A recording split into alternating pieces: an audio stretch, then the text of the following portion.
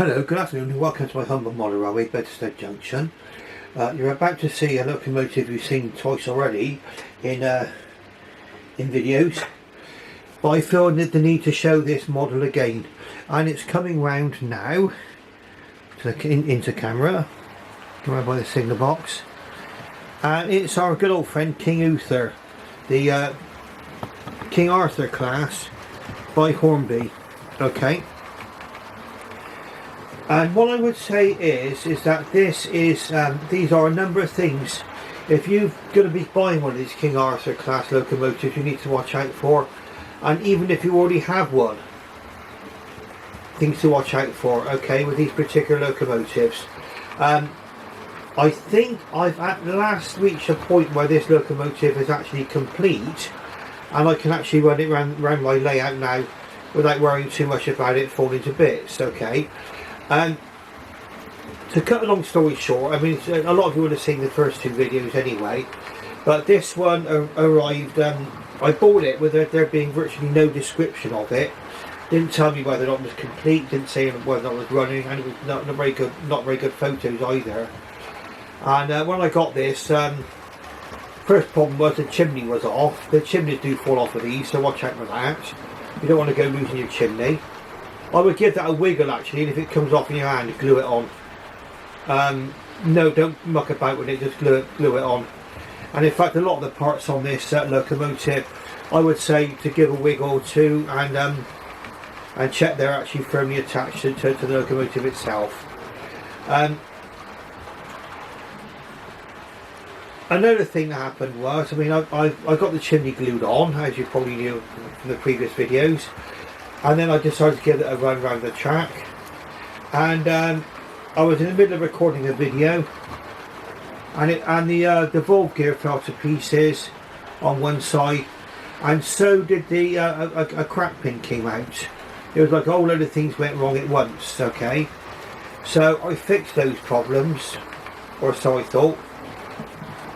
And next thing I knew, the motor was spinning round, but the locomotive was going nowhere. And what had happened, in addition to all those things, the cog that drives the rear axle, so it takes the drive from the motor, that had split, and so we're just spinning round and round on the shaft and doing nothing. So that was whizzing around doing nothing, and the loco was going nowhere. So that left me with a number of different problems to solve. And the problems have since then have actually got even more. Okay, even multiplied from then on in. Now we're going to go through this in a minute, and I'll explain to you exactly what went wrong. You can see it's running around the track quite nicely now. Okay, we're going to take a closer look at her. I'm not going to bother with the Lazy Susan. We're going to use the Hand of the Giants. Okay, and you can see a proper close-up look at this model and what's been going on with it.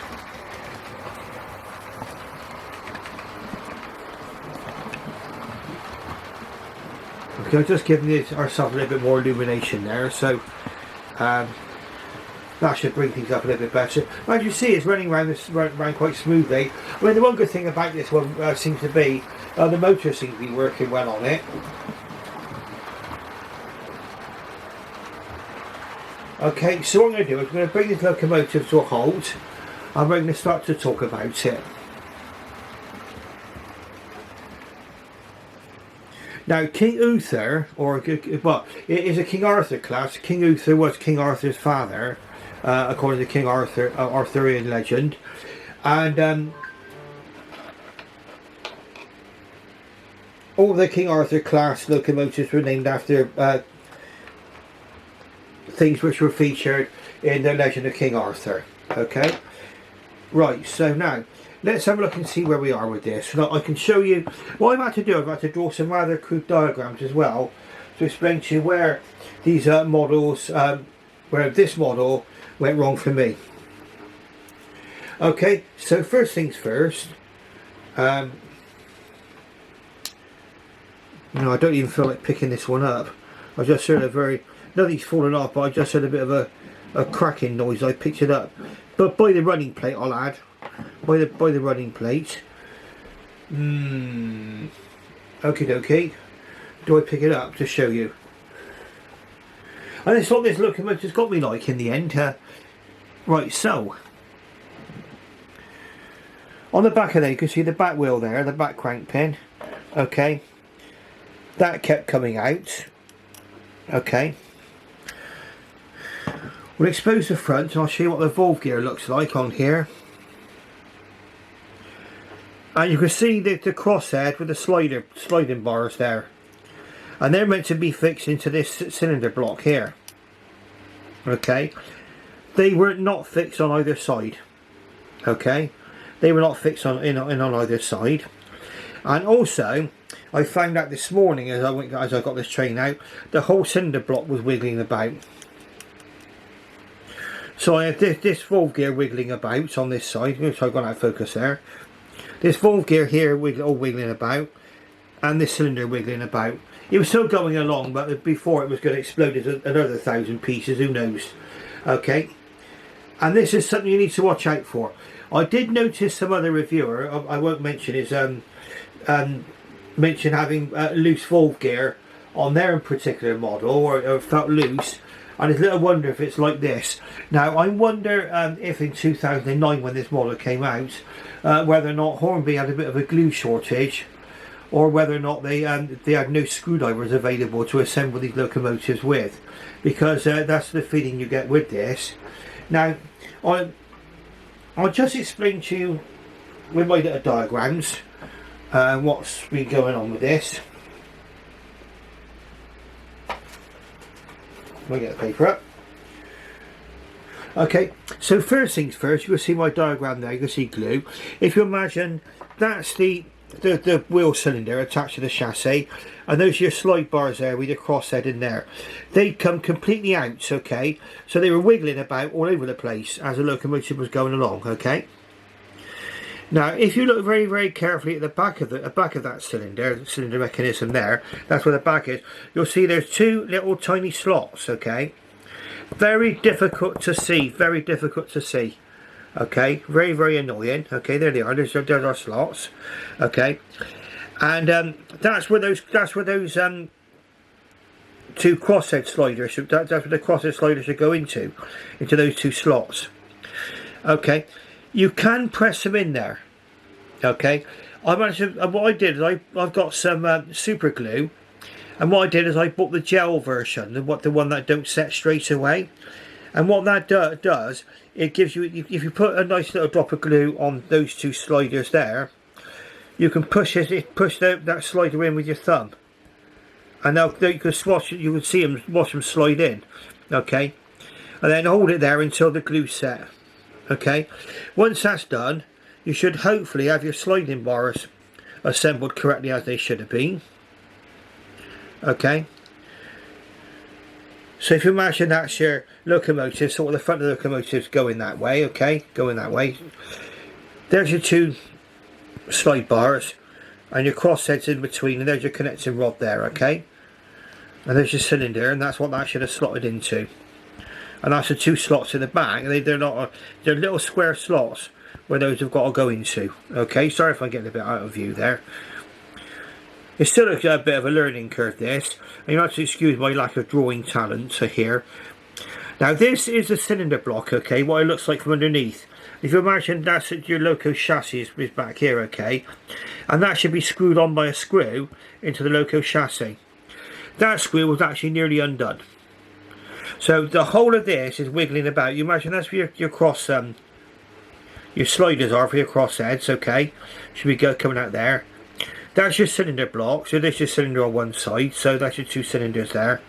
The whole thing was wiggling about all over the place.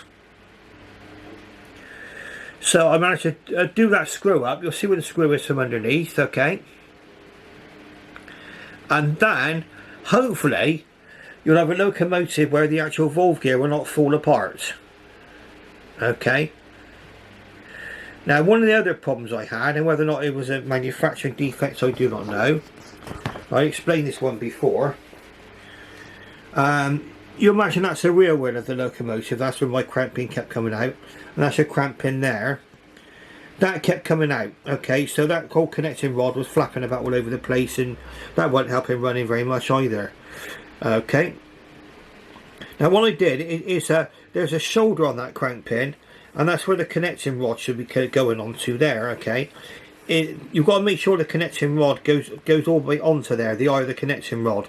And then what I did eventually was I used some Loctite on the thread there to hold the crank pin in. I got some medium strength Loctite left over from doing one of my car jobs. Okay, so that basically are the faults that I had on this particular locomotive. Okay, and if you see just under the bogie there, you might be able to see the screw where those where your cylinders should be held on. Those were wiggling about all over the place because that screw under there was undone. Okay, you don't have to remove the front bogie or anything to do it up. Okay, and the screw to remove the body is just behind the drawbar here. Let's see if we can get back in focus again. Come on, focus. Yep, just behind the drawbar there. Okay, you'll see the little screw there. The body can be a bit of a tight fit. It's best to have the instructions to show how that body fits onto the chassis. Can be a bit fiddly. Right, so now we're going to come on to the next problem I discovered on this particular locomotive, and it was a funny one. It was I was looking at the box of what the locomotive was kept in, and this is where boxes are important, especially on Hornby. There's a picture on the front of the box that gives you an idea of what the locomotive is supposed to look like. Okay, right, so let's see if we can see the picture, and I'll show you where I have my bit of a problem. So we can get that looking at.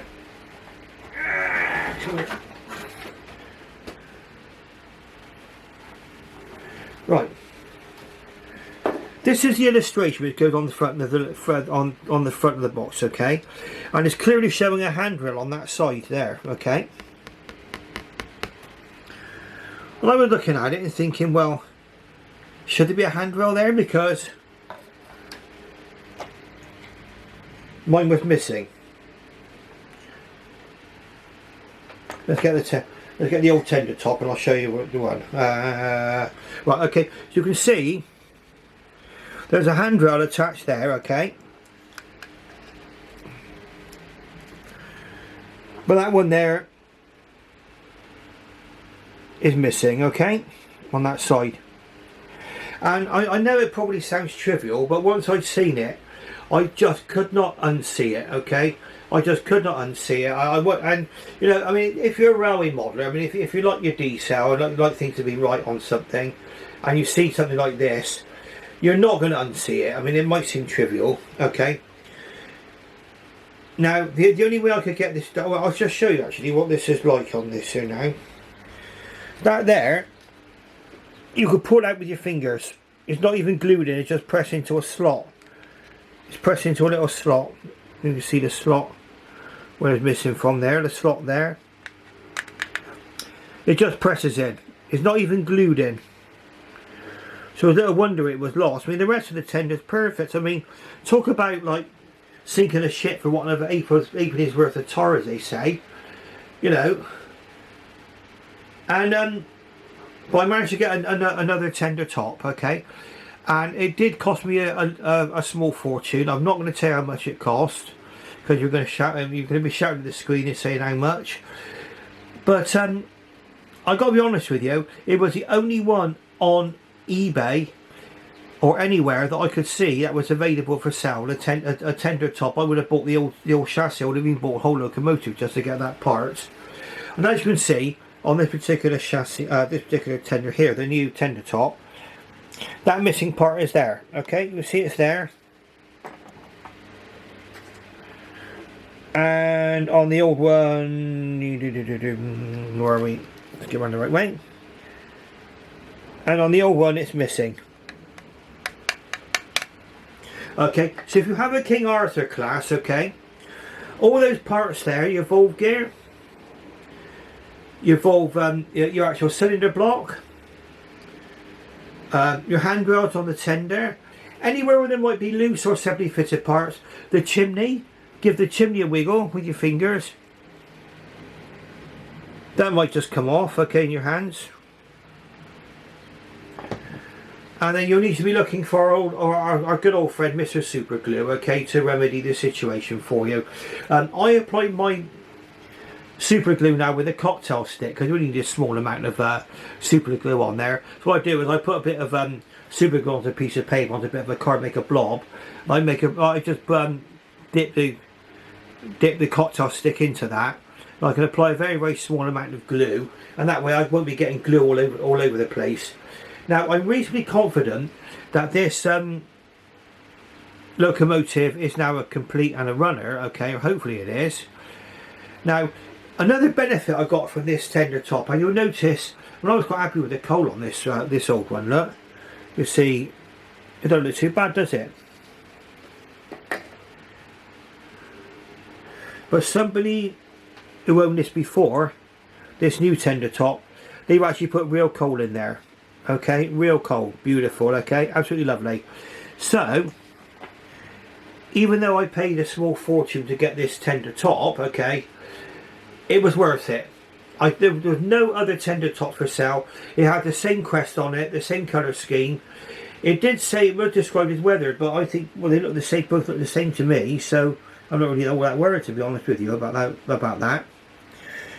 And it's held on with 3 screws. Okay, you can see under there, there's 3 lugs there where the screws go. And on one of these, you've got to remove the bogie, one of the bogies, to get at the screw. Okay.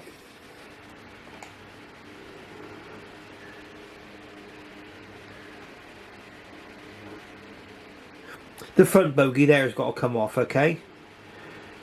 When you put it back on, okay, whoever got to do that, make sure the wire doesn't get trapped. There's like a kind of, again, I suppose I could explain it by a drawing, I suppose, a crude drawing.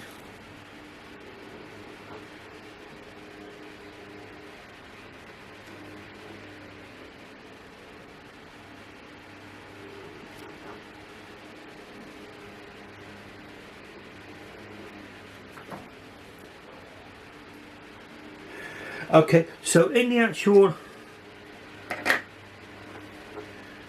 for as I can recall, with this, imagine it's upside down now. You've got a turret there where the bogie goes on to, okay? And there's your bogie go along there, and you've got a screw holding it on. That slides over there where there's a wire, goes directly under, wraps around there.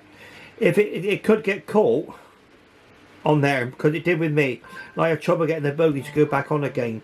Sorry, my phone just went off. You've got to make sure that slots onto the turret properly, okay, and then your wire is not trapped. The wire comes around, it's got loops around it. If you bear all that in mind, hopefully you'll be able to get your tender top back on again without too many dramas, okay. And basically you've got to be very, very careful. You literally got to, once you manage to locate those slots there, I basically just push that in with my thumb. I just push that slide bar in there with my thumb. So the only way I can get it in properly, and eventually it slid into the holes. And if you're using the super glue gel, which it doesn't set immediately, you will get your fingers stuck together immediately, and also it allows it to slide the actual bars to slide into the slots. Okay, so I hope that's explained all of that for you. And I've hopefully got this King Arthur together right now. So the main, I'm hopefully going to be happy now. Okay, now the main lessons learned from this when buying an eBay purchase is, look at the description. Okay, make sure we've got decent photographs, and make sure it's described as a runner. Okay, if it's described as a non-runner, or there is just, or you can see that there's parts missing from the pictures, then you can expect to get a major discount from that. But when someone's charging, you know, the same as what everybody else is virtually for something, and a fair amount of money for it, but it didn't say in the description. It just said, well, I should have hesitated. I should have questioned it or raised questions with the seller. I said, look, could you send me more photographs, please? Because if I'd have seen that, I might have noticed that handrail missing just there. It's like kind of a square, a rectangle goes, oblong thing goes there. I would have noticed that was missing. Okay.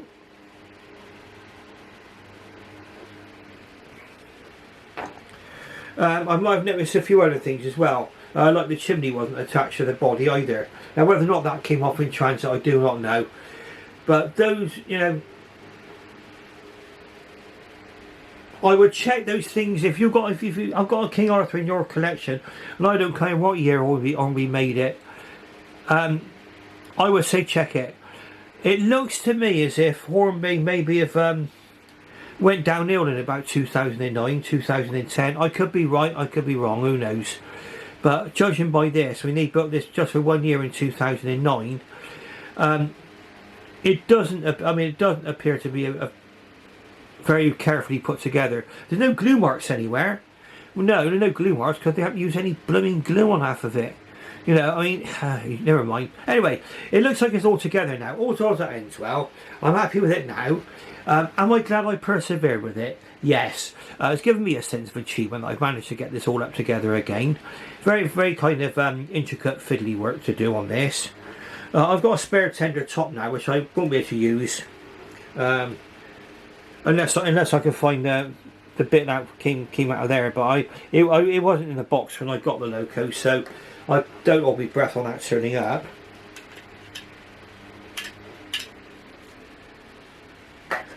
Right. Now we're going to put King Arthur back on track. Now, I hope you stayed with me on this locomotive. It's the third video I've done on this, and I know that the second video I didn't get as many views as the first one. It may be the title I'm putting on it, or maybe, you know, everybody said we've already seen this, you know, what's the point of looking at it? I can understand that, but what I would say is that I hope you've enjoyed staying to the end if you've done this, because it does give you a lot of pointers on what to do if you have one of these models. I would be quite nervous if I've got one of these and I haven't looked at any of these points, so I would be looking at getting them out of the box now and checking, is that valve gear secure? Is the cylinder block screw tightened up properly? Has my tender lost those handrails? Is the chimney secure? Or the crank pins done up? You know, I mean, is it going to fly to pieces any second soon? And I would check all those things, okay? And hopefully, if you do all that, all of the repairs, I'm living proof here that all the repairs that I came across could be made, okay?